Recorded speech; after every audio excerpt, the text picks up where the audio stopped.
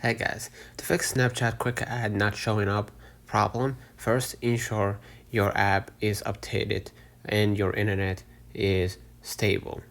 Okay, then go to the profile icon at the top left. If the problem persists, click the settings at the top right, and you're gonna see in the privacy controls, let me find it. Yeah, right here you're gonna see me in quick ad. So I'm gonna go ahead, and find friends.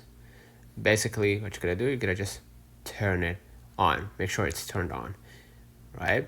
So if the problem or if the issue persists, try clearing the app's cache. So go back to your screen, hold Snapchat, hit remove app and double click to confirm that you want to delete it, and re-download it again from the App Store or Google Play. That will force the new updates.